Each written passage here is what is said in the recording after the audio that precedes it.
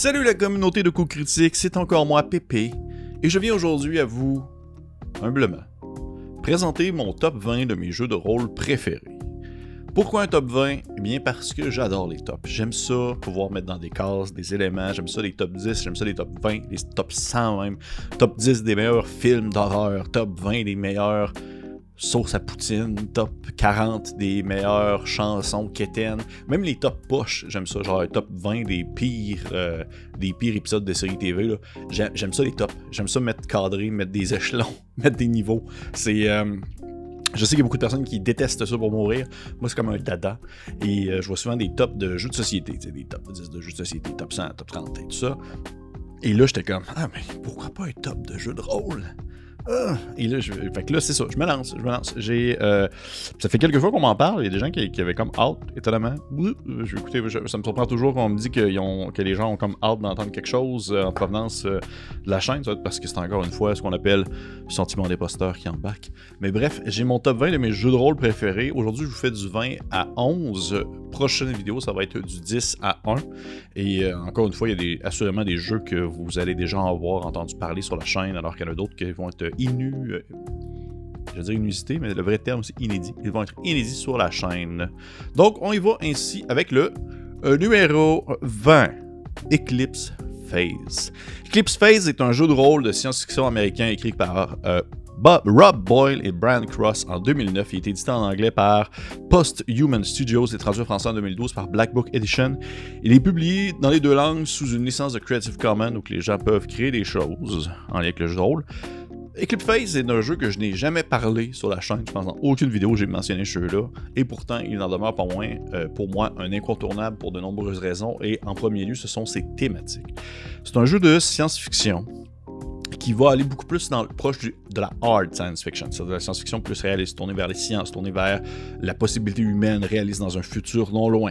Il y a une science-fiction aussi qui est très post-apocalyptique, qui est abordée dans l'ouvrage, post-cyberpunk, et surtout, le grand thème, le transhumanisme. Ce jeu-là vient me chercher pour son côté transhumanisme qui met de l'avant les questionnements humains sur qu'est-ce que l'humain, qu'est-ce que la valeur humaine, où se définit en fond l'être humain, qu'est-ce qui est du synthétique et de la chair et du sang. Et pour moi, c'est un jeu très rare qui vient aborder ce sujet-là et qui l'aborde de long et en large, pas seulement comme un thème qui peut être mis de l'avant dans un jeu, mais plutôt comme un point central de l'ouvrage en soi, parce que dans le jeu de Eclipse Phase, vous incarnez des humains qui, avec les années, ont dépassé, justement, en fait, ils ont vécu le transhumanisme, et ainsi, ils ne vivent plus seulement sous la chair humaine, mais peuvent parfois avoir l'apparence d'un gorille ou d'une pieuvre ou de n'importe quoi d'autre. L'important étant que vous n'êtes plus réellement... Votre existence physique n'est pas limitée à ce que vous êtes présentement. Elle peut être autre chose selon les besoins, selon vos besoins, selon votre emploi, selon l'endroit où vous habitez. Comme par exemple, si admettons vous êtes dans une station spatiale, il y a de bonnes chances que vous soyez plus à l'aise sous forme de pieuvre pour pouvoir vous promener dans l'espace, en 3 dimensions, en pesanteur, taponner des objets, changer des choses dans la station et tout. C'est un jeu qui est très riche de ce côté-là, qui a un très gros background, un très gros lore, beaucoup d'explications, beaucoup de précision sur la manière de fonctionner à cette époque-ci dans l'univers du jeu, que ce soit sur la cybersurveillance, justement, le transfert de pensée, l'utilisation de l'Internet, l'identité en soi, les différentes factions qui habitent dans le jeu, les présences de vie extraterrestres plus loin dans la galaxie. C'est gigantesque. C'est peut-être aussi pour ça que j'en ai pas beaucoup parlé, parce que je trouve que c'est un jeu qui se mange en plusieurs bouchées et qui, je me vois très mal faire un one-shot d'une seule soirée sur la chaîne avec ça. Il faudrait vraiment que ça soit comme une campagne ou quelque chose de ce genre-là, parce que ça demande quand même beaucoup. Malgré tout, le système, c'est du basic role-playing game modifié, c'est-à-dire qu'il prend la base du système de Call of Cthulhu et l'adapte avec certains éléments spécifiques, mais n'en demeure pas moins que c'est un gros jeu qui demande beaucoup d'attention, mais qui mérite amplement sa place dans mon top 20 personnel. C'est tout. On se lance maintenant dans le numéro 19. Le numéro 19 est un jeu bien particulier qui ne demande pas de dés. Je pense que c'est le seul dans ma liste qui ne demande pas de dés. Et je parle de Dread. Dread RPG est un jeu de rôle publié par The Impossible Dream. C'est un jeu qui utilise en fait comme mécanique uniquement une tour de Jenga. Lorsque votre personnage veut faire une action qui demande un risque d'échec, vous devez prendre un petit jeton, une petite tige de bois, et vous devez en fait le déplacer, le mettre par-dessus la tour, et ainsi ben, tout va bien. Si jamais la tour tombe, eh bien c'est parce que votre personnage a non seulement, ou peut-être réussi son action, mais du moins il va mourir ou disparaître de la partie. C'est un jeu qui veut mettre de l'avant surtout des one-shots, des parties très stressantes, très angoissantes, où les joueurs doivent non seulement vivre avec le stress de l'aventure, mais aussi le stress de devoir prendre des tuiles, puis de les déplacer, puis les mettre sur le dessus. C'est un jeu qui est très très cool pour des slashers, des petits trucs d'horreur très rapides où tout le monde va finir par mourir. C'est vraiment un gros bonbon pour des soirées de party, je vous le conseille amplement. Vous allez pouvoir aller chercher les règles gratuitement sur internet, c'est facilement trouvable d'un claquement de doigts. J'aimerais beaucoup ça, faire un one shot de ça sur la chaîne, sauf que c'est compliqué vu la distance. J'essaie de trouver une alternative en ligne, tu sais, une espèce de tour de Jenga comme réaliste où tout le monde peut comme taponner les pièces, sauf que un peu à la manière de comme j'imagine tabletop online, quelque chose comme ça, sauf que pour l'instant j'en ai pas trouvé. Peut-être que ça va venir dans les prochaines semaines, qui sait, je vais essayer de faire une petite recherche plus poussée parce que j'aimerais vraiment ça pourrait être vraiment trippant de jouer à ça sur la chaîne. Donc Jenga, pas Jenga, plutôt Dread, mon numéro 19. Numéro 18, premier jeu que je possède physiquement, il s'agit de 17th Century Minimalist, un petit jeu que j'ai présenté sur la chaîne l'an passé, vraiment dans mes débuts de chez Coup Critique. C'est un jeu qui est très OSR dans son esprit, dans sa mécanique aussi, fait par Game Omniverse. Vraiment un super beau jeu, déjà. Dans le design visuel de la couleur du rouge teinté avec le bleu et de toute beauté, mais aussi la texture, l'espèce de papier qui ressemble un peu à presque à du papier de vieil ouvrage qui date des années 1800, mais également aussi sa division où est-ce que, dans le fond, vous voyez ce que j'ai présenté dans mes mains, c'est le pamphlet des aventures qui se présente en fait sous différentes petites cartes que vous pouvez prendre et déplier, et à l'intérieur de celle-ci, vous trouvez en fait toutes les informations nécessaires pour le déroulement de l'aventure en soi.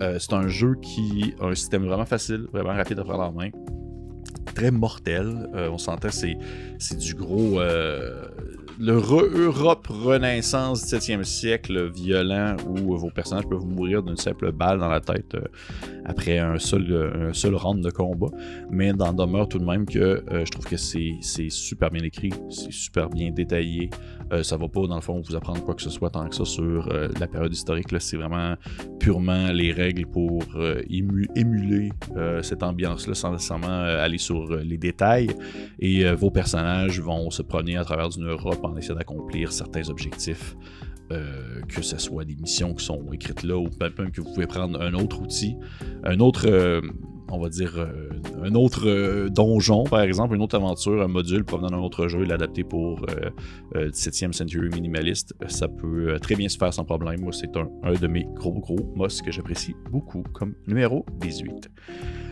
Numéro 17, un autre jeu que je ne possède pas physiquement, il s'agit de Urban Shadow de Magpie Game. Urban Shadow, j'en ai déjà parlé je pense dans d'autres jeux, dans d'autres vidéos. C'est le gagnant en 2016 du ENnie, prix d'argent pour les meilleures règles. C'est un PBTA, Powered by the Apocalypse, donc un système de jeu qui fonctionne avec un 2d6 que vous lancez, plus vous rajoutez le modificateur, et t'en font 3 échelons de réussite, soit une réussite complète avec un résultat de 10 et plus, une réussite partielle avec un résultat de 7 à 9, et un échec pour un résultat de 6 en descendant. Urban Shadow, c'est un peu mon espèce de Vampire the Masquerade, mais pour moi, je dirais ça comme ça, parce que c'est j'ai jamais joué à aucun jeu de White Wolf. Tu sais, je parle de Vampire, je suis même pas capable de nommer les autres. Werewolf, Mage, Changeling et tout ça, j'en ai joué à aucun. Et on dirait que je suis comme, je sais pas, ça me demande tout mon petit change de comme décider de me pencher sur ce setting-là. Sauf que Urban Shadow, dans le fond, propose cette ambiance-là, ces thématiques-là, c'est-à-dire d'espèces de aventure urbaine sombre le soir, la nuit, alors que vous promenez dans une ville où il mouille tout le temps, puis vous êtes une créature de l'ombre et vous combattez d'autres créatures de l'ombre en provenance de d'autres factions. Ça reflète et ça émule ce style d'aventure-là avec un système qui est vraiment clé en main du Powered by the Apocalypse. C'est super facile à comprendre, mais aussi beaucoup d'emphase sur les factions. C'est-à-dire que, mettons que vous soyez un vampire, un loup-garou, peu importe, eh bien, vous faites partie d'une faction qui va, dans le fond, affronter d'autres factions, puis vous allez pouvoir développer votre relation avec cette faction-là, devenir allié avec d'autres factions, peut-être une faction humaine, des chasseurs de monstres, des choses comme ça, pour pouvoir affronter vos ennemis communs et développer vos différentes capacités, caractéristiques, vos alliés, vos ennemis, consolider votre groupe de joueurs, tout en utilisant un système narratif super le fun. Moi, c'est un jeu que j'apprécie énormément. La deuxième édition s'en vient. Je l'attends. Ça fait très longtemps que je l'attends même. J'étais supposé sortir, je pense, l'automne passé. Puis finalement, ça a été repoussé, mais c'est pas grave. J'ai vraiment très hâte de mettre la main là-dessus. Peut-être que ça va pas me popper out la première édition. Qui sait, ça reste à voir. Mais c'est pour jouer des aventures à la Blade, à la Monde Infernal, puis justement à la Werewolf et Vampire de Masquerade, etc. C'est mon gros dada. Je vous conseille fortement si vous ne connaissez pas. En plus, un Powered by the Apocalypse, ça peut se prendre quand même très rapidement. Et il y a plein de choses que vous pouvez laisser de côté au besoin si vous voulez seulement vous passer une soirée à jouer narrativement plus simple, avec un jeu plus simple que par exemple la 5e édition. Eh bien, je vous le conseille aisément. C'était mon numéro 17. Numéro 16. Un autre jeu que je possède physiquement et que j'ai déjà joué sur la chaîne, Worm. Worm, 2e édition. Je pense que c'est mon premier jeu de facture française, vraiment, que je parle présentement. Et Worm, je pense que c'est ma première vidéo que j'ai faite sur la chaîne. Je pense que c'est comme ma première vidéo solo. Je pense que je l'ai faite sur Worm. C'est tellement un beau jeu, là. C'est une création de Emmanuel Roudier, qui est également aussi un auteur de BD, qui a réalisé les textes et l'illustration pour le jeu. Et ce jeu-là, pour plein de raisons, se mérite une place dans mon top 20.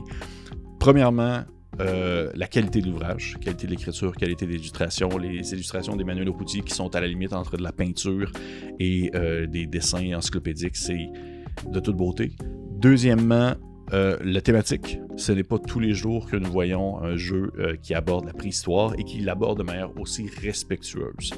Dans le sens que, oui, il y a des possibilités d'aller dans, on va dire, dans ce qu'on appelle l'univers des esprits, l'univers de l'inconnu et des créatures un peu plus préhistoriques et qui vont s'éloigner du réalisme, mais le tout est fait tellement avec une douceur, une compréhension, un partage d'informations, mise en contexte incroyable.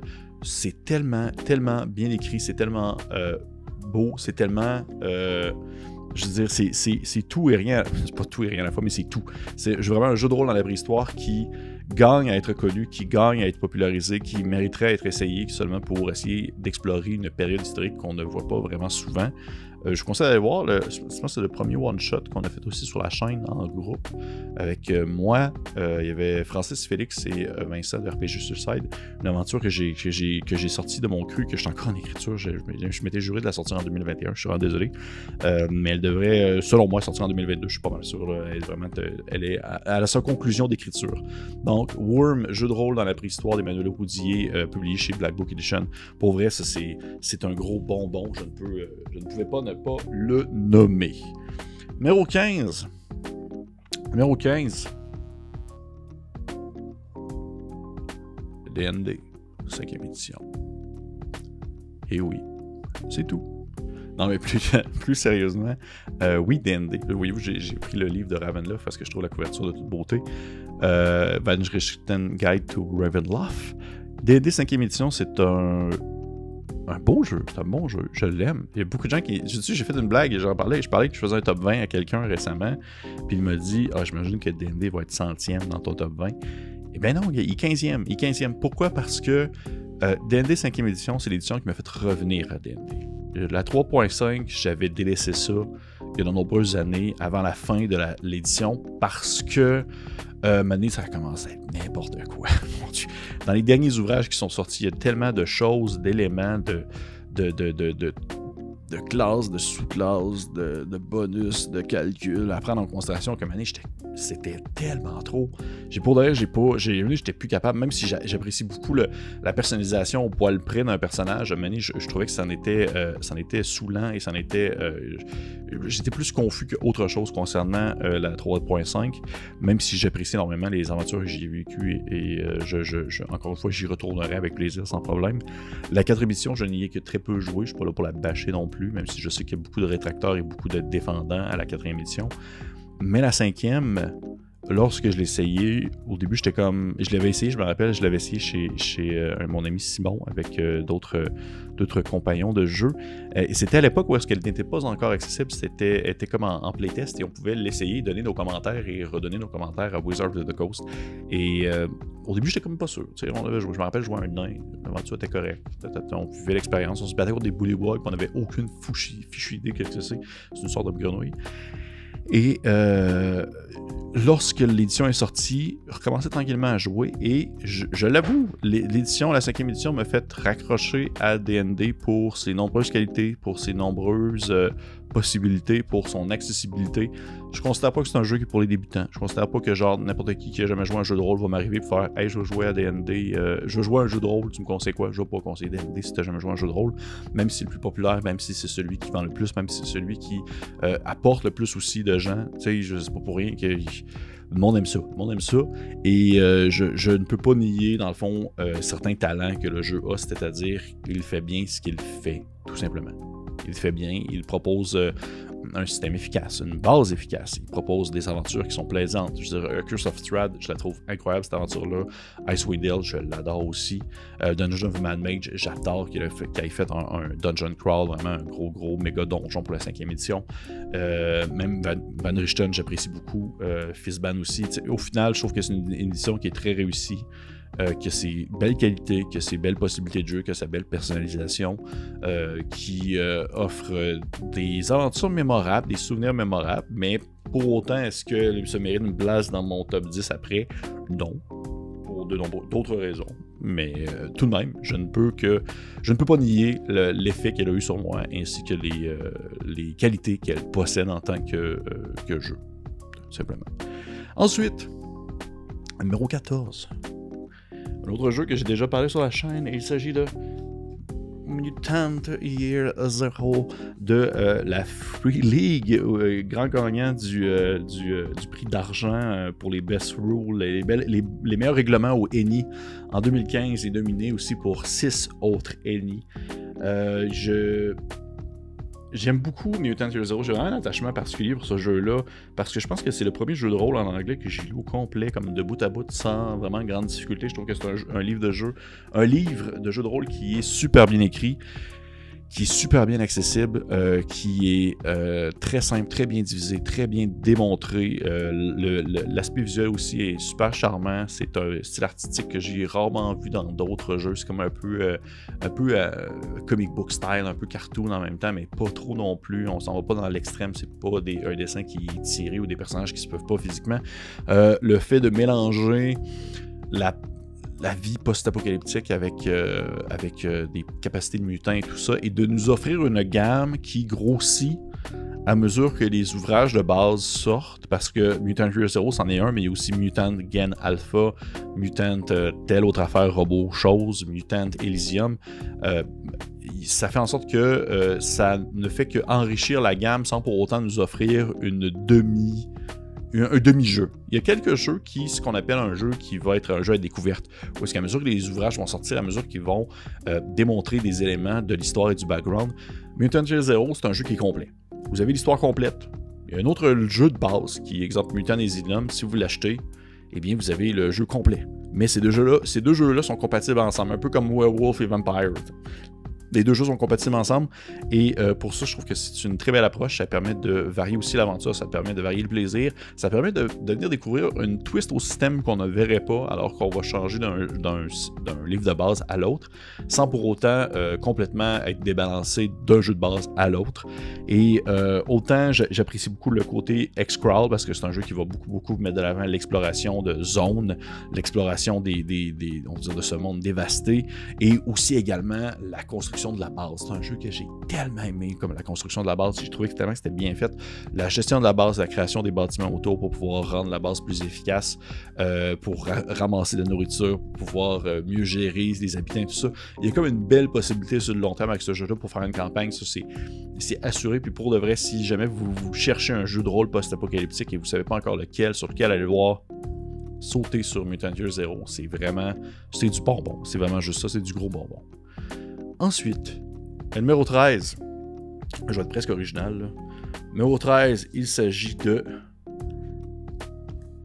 Alien, The Role-Playing Game. Encore une fois, de la Free League, tout comme Mutant Year Zero, et qui utilise aussi le Year Zero Engine, le même système de jeu super accessible. Mon Dieu, que dire d'Alien? Que dire de ce jeu qui a gagné tellement d'éloges à sa sortie et qui les mérite absolument tous. C'est aussi un des premiers jeux que j'ai parlé sur la chaîne en solo. Lorsque j'ai eu l'ouvrage de base, j'étais comme, il faut que je parle de ce livre-là, c'est vraiment tellement trop bon. Et pour vrai, à mesure que les suppléments sortent, à mesure que le livre, on va dire le cœur du système ne fait que s'enrichir, que les possibilités de jeu ne fait que grossir. Et je pense que c'est ça la plus belle réussite de ce jeu-là, c'est le fait de nous offrir quelque chose qui, a priori, je me rappelle avant que ça sorte, puis même quand c'est sorti juste en anglais, les communautés francophones qui n'avaient pas nécessairement encore accès, aussi quelques membres des communautés anglophones que j'ai vus qui n'avaient pas encore le livre, disaient souvent la même chose. Ils disaient qu'est-ce que peut offrir ce livre? Parce qu'au final, Aliens, c'est Aliens, il y a un alien, puis qu'est-ce qu'on nous offre comme terrain de jeu, excepté genre se battre contre un alien? Mais c'est ça la beauté de la chose, c'est que ce livre-là est tellement bien documenté, là. Autant celui-ci, autant celui sur les Marines, il y a tellement de possibilités de jeu pour se la jouer comme Truck Stopper de l'espace, se la jouer comme genre mon Dieu, je commence à parler en petit peu de vrai québécois, là, genre, non mais je m'énerve, mais c'est pour dire que cet ouvrage-là a des possibilités scénaristiques vraiment, vraiment belles qui vont nous sortir de ce qu'on est habitué en termes de jeux de rôle de science-fiction. Encore une fois, on dirait presque que ça s'approche un peu de Eclipse Phase que j'ai parlé en premier, parce que on est vraiment plus proche du rétro-futuriste, de la hard science-fiction, plus qu'on n'est pas dans du post-apo, il n'y a pas comme plein de sortes d'extraterrestres bleus avec des antennes partout qui leur sortent de la face, qui viennent dans le fond nous parler. On est des humains, des colonistes, des survivants qui essayent de remplir leur petite vie quotidienne au bout d'une colonie perdue dans le fin fond de l'espace, puis c'est pas facile, puis il y a du drame, puis il y a des relations humaines vraiment pas le fun, puis au travers de ça, en plus, il y a des méga corporations sales et horribles qui ne font que profiter de notre existence pour pouvoir nous cracher dessus. C'est vraiment, je fais vraiment pas une belle image, là. Et peut-être de temps en temps, il va y avoir un alien qui va débarquer, puis là, ça va être la pagaille, parce que dès qu'il y a un alien qui arrive, c'est la fin. C'est plus souvent qu'autrement la fin de votre personnage. Le système de jeu, encore une fois, il y a le Year Zero Engine, je trouve que c'est vraiment facile à prendre en main, c'est vraiment simple, même que je trouve qu'il est encore mieux utilisé dans Alien que dans Mutant Year Zero. Mutant Year Zero, il y a le concept de vous perdez un peu de vie parce que vous êtes contaminé par la mutation, puis par les radiations. Dans Alien, c'est plus, on va dire, votre équipement qui va se briser, puis bien sûr votre santé mentale, votre volonté. Vous allez faire des crises de panique face à l'horreur, face au danger, et les différents éléments qui vont survenir vont tranquillement vous faire fragiliser votre coco pour finalement vous faire craquer, puis il va vous manquer, on va dire... Vous allez être souvent ça avant d'en finir pour une fois avec la vie, parce que vous n'êtes pas capable de vivre avec l'existence de ce qui se trouve dans l'obscurité infinie du vaste univers. Une longue phrase, mais vous comprenez ce que je voulais dire. Fait que pour vrai, Alien, tellement un bon jeu. Tellement un bon jeu, tellement un beau jeu aussi. L'illustration, je me rappelle jamais du nom de l'illustrateur, c'est le même qui a fait celui de One Ring fait par la Free League et de Twilight 2000. Il y a un talent là, à mettre de l'avant, une ambiance sans nécessairement rentrer dans des gros dessins super détaillés. Tout est un peu flou, tout est un peu dans le non-dit. On comprend qu'il se passe quelque chose d'horrible dans la scène sans qu'on ait vraiment accès à toute l'information visuelle. Et le livre est super bien découpé, super bien expliqué. Je ne peux que encenser cet ouvrage ainsi que la gang complète d'Aliens. Sautez là-dessus si c'est un genre qui vous parle. On a quasiment fini, gang. Si vous êtes tanné, vous pouvez arrêter, c'est pas grave. Numéro 12. Numéro 12, un autre jeu que j'ai déjà parlé sur la chaîne et que j'en ai même fait un one-shot aussi. Un jeu que j'ai même fait parler 2 fois sur la chaîne, que j'apprécie beaucoup. Morborg. Morborg, gagnant de comme 1 trillion de Eni et de 1 million d'autres prix pour de nombreuses choses. Autant que ses règles, son design, son écriture, sa mise en contexte, tout ça. Un jeu de rôle post-apocalyptique, métal sur la fin du monde, qui possède, selon moi, la plus grosse communauté de jeux de rôle après Donjons Dragons. Les gens qui sont derrière Morborg, là, parce que le jeu justement est en open game licence, vous pouvez faire ce que vous voulez avec les règles tant que vous mettez le sticker dessus et que vous respectez la base de, on s'entend à bon escient, exagérez pas dans vos propos, mais la communauté de Morborg, elle est gigantesque. C'est un jeu qui est fait par Stockholm Artel avec bien sûr Joanne Nord qui fait le graphic design et Pelle Nielsen pour le texte et le game design. C'est un jeu qui OSR, très très très OSR, qui a donné un sapristi de coups de moteur justement au tout ce qui est OSR, tout ce qui est l'ultra-violence et la difficulté aux personnages de survivre. C'est un jeu qui a gagné tellement en popularité. Ça en est comme un peu surprenant, je vous avouerai, parce que autant je l'apprécie beaucoup, autant il y a d'autres jeux qui vont m'offrir un peu le même feeling, mais qui vont être plus mieux placés dans mon top 20. Mais Morborg a quelque chose de vraiment unique. Lorsque je l'ai ouvert pour la première fois ce livre-là, puis j'ai commencé à le lire, j'ai fait « Oh tabarnouche, ok ». C'est là-dedans que je m'en vais. Parce que dans sa description au début, là, tu lis, là, ça a la beauté. Ce livre-là a comme la richesse de... Tu l'ouvres une première fois, puis là, tu fais... Qu'est-ce que je suis en train de lire? Qu'est-ce qui se passe? Puis là, il y a comme des flèches qui poussent, puis là, des dessins, puis là, des images, puis là, hein, pourquoi? Puis là, il faut que tu tournes le livre comme ça pour le comprendre un peu plus. Puis là, t'es comme pas trop sûr de comprendre. Mais à mesure que tu lis, à mesure que tu finis par vraiment bien assimiler l'information qui est donnée, et t'en finis à vraiment connaître ce système-là, le jeu, ses mécaniques, du bout des doigts, sans problème. C'est vraiment un livre qui... Justement, pour ses règles, pour son écriture, pour la manière que c'est présenté, pour les index, les aides de jeu, tout ça, que tu finis par connaître par cœur et que tu fais jouer comme un trip de moche. C'est un incroyable ouvrage engendré dans un tout petit visuel, tout petit bouquin minuscule, mais qui possède tellement dans son cœur. Et comme je le mentionne, la communauté, elle est folle raide. Là. Vous allez voir sur Internet, si vous allez sur le site de Morborg, il y a un lien qui va mener vers, on va dire, les third-party publishing, là, vraiment les gens qui ont pris le temps de publier des choses pas officielles, justement, mais avec un visuel, puis avec les règles et tout ça pour Morborg. Et il y en a tellement, c'en est étourdissant. Tu finis pas par faire le tour de tout ce qui est accessible. Et ça en vient presque un peu des fois, on va dire, à diluer la beauté du jeu, parce que des fois, il y a des gens qui partent sur des trips que je me dis, hey, mon Dieu, ok, non, c'est vraiment pas mon style de jeu, mais c'est pas grave, au final, tout le monde fait ce qu'il veut avec le jeu. Là. Mais autant j'apprécie Morborg, autant je l'adore, autant j'attends encore plus avec impatience Cyborg, qui est comme la suite, en quelque sorte, la suite spirituelle de Morborg qui se déroule dans un univers cyberpunk. Pourquoi je l'attends encore plus que Morborg? Pourquoi? Parce que je commence à être un peu tanné du médiéval fantastique, je commence à avoir fait le tour, puis du cyberpunk, j'en ai pas à la pelleter encore. Donc, si ça reprend le même système, ça reprend le même visuel, ça reprend la même découpe, la même approche, la même mentalité, je vais être aux anges. Là. Vous allez me voir là, lancer ce jeu, le rôle-là dans mon top 10 dans 2 ans, là, c'est sûr et certain. Fait que Morborg, accessible un peu partout maintenant. Vraiment un peu partout. C'est fouillé puis vous en trouvez une copie. Peut-être même que vous en avez une présentement sur votre chaise à regarder. Et finalement, mon numéro 11, le dernier pour cette fois-ci. Il s'agit de un livre en français que je n'ai pas fait de one-shot sur la chaîne, mais que j'ai présenté dans une vidéo quand même pas si bien encore. Monster of the Week, un autre PBTA, un autre Powered by the Apocalypse, qui, un peu à la même manière qu'Urban Shadow, va proposer à des gens de jouer des personnes avec des capacités surhumaines, mais par contre, va s'éloigner énormément de l'ambiance urbaine et politique, sous-entendu des créatures de la nuit, pour plutôt offrir un mode vraiment trippant.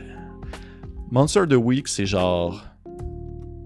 Vous voulez jouer X-Files, Monster of the Week. Vous voulez jouer Supernatural avec les frères Winchester, Monster of the Week, Buffy contre les vampires, Monster of the Week, Charm, Monster of the Week. C'est un jeu qui, le dit dans son titre, Monster of the Week veut répéter la formule de ces fameuses séries des années 2000, fin 90, début 2000, où vous incarnez des gens qui se battent contre des créatures en provenance du surnaturel et que vous-même, peut-être même, vous êtes des gens qui sont des membres de cette communauté supernaturelle. Et c'est vraiment un jeu qui est tellement bien complet, qui est tellement bien écrit, qui est tellement bien expliqué, qui propose tellement de manières de jouer, de manières de faire rouler le jeu, qui donne des exemples incroyables, qui a des scénarios vraiment originaux, qui va vraiment s'éloigner du très classique monstre qu'on va tuer dans l'école secondaire, mais qui peut tout de même vous donner la chance, si vous voulez, de faire ce type d'aventure-là. C'est ça qui est vraiment beau, c'est que c'est un jeu qui est vraiment super modulable, qui possède également une belle communauté en ligne, beaucoup de classes d'accessibles. Autant vous pouvez aller dans le très classique, je suis un professionnel qui en a trop vu, je suis un ancien militaire qui connaît maintenant l'existence des créatures surnaturelles. Autant que vous pouvez directement aller jouer, je suis un loup-garou. Je tue des autres monstres. Ça peut, c'est tout s'offre à vous. Et je trouve que c'est un des très très beaux jeux que je possède qui gagne vraiment en richesse en termes de campagne. Si vous voulez les jouer en campagne, plus qu'en one-shot, je trouve que sur le long terme, faire grandir son équipe, les relations entre les différents chasseurs de votre équipe, votre base, les retours, le retour exemple, d'un grand méchant que vous aviez vécu lors d'un épisode précédent, finalement il revient, des choses comme ça, c'est selon moi un de mes, je pense que c'est mon... Il en reste un autre. Je pense qu'il y a un autre PBTA qui est dans mon top 10, il me semble. Mais c'est dans mon top 3 des PBTA à vie. Là. Pour vrai, vous ne pouvez pas passer à côté de ça si un temps soit peu vous aimez le mood, Buffy contre les vampires, etc. Donc, hey! C'est ce qui conclut ma première partie de mon top 10. Excusez-moi, ça a été quand même plus long que je le voulais. Il y a, je sais pas pourquoi j'ai comme ça aussi sur mon bureau, mais ça doit être mon top 1, je sais pas, déjà mort. Plus récemment, plus sérieusement, j'avais le goût de le plugger une dernière fois. Allez vous acheter ça. Qu'est-ce que Déjà Mort? C'est un petit volume très cool, vendu par les éditions Déjà Mort, tenu par Jacob Gladu, un auteur et un ami que j'apprécie beaucoup et qui pousse de l'avant le jeu de rôle au Québec et qui veut vraiment comme favoriser la publication d'ouvrages avec le jeu de rôle, avec des plumes québécoises, des plumes francophones. Allez voir ça sur son Facebook, c'est vraiment très cool. Je voulais juste le plugger un peu. Jacob, je ne l'avais même pas dit. Il est là, je l'ai maintenant. Bref. C'était ma première partie de mon top 20. J'espère que vous avez apprécié ça. C'est encore une fois, je regarde l'heure, ça a été beaucoup plus long que je le voulais, mais tout de même, je suis très content d'avoir fait le tour. On va se retrouver prochainement pour un top 10. Mon top 10 à numéro 1, vous pouvez déjà estimer que vous connaissez déjà. Si vous me connaissez un tant soit peu, vous savez lequel de tel jeu va se retrouver à telle place dans mon top 10, là, c'est sûr et certain. Mais d'ici là, je serais curieux de savoir, vous, est-ce que dans les ouvrages que j'ai mentionnés, il y a des ouvrages qui viennent vous parler? Est-ce qu'il y en a que vous êtes genre comme oh, non, pas ça, pas Morborg? Ou est-ce qu'il y a des ouvrages au contraire que vous faites genre ouh, ouais, le jeu d'Aliens, ça c'est mon jam? Ou est-ce qu'il y a des ouvrages que vous vous dites j'avais jamais entendu parler de ce jeu-là, je vais aller vérifier, voir, je serais curieux d'en apprendre plus. Pour vrai, ou même si vous voulez me partager votre propre top en commentaire, je serais vraiment très très très curieux de le lire. C'est sûr que je vais le lire. C'est sûr que je vais le lire puis je vais le commenter aussi parce que moi j'arrête pas de commenter, j'arrête pas de parler avec tout le monde. Fait que pour vrai, écrivez-moi, mettez-le en commentaire, je serais curieux de savoir. Pour les autres, vous pouvez liker, commenter, partager. Vous pouvez montrer ça à d'autres gens, j'imagine. Sinon, on se dit à la prochaine.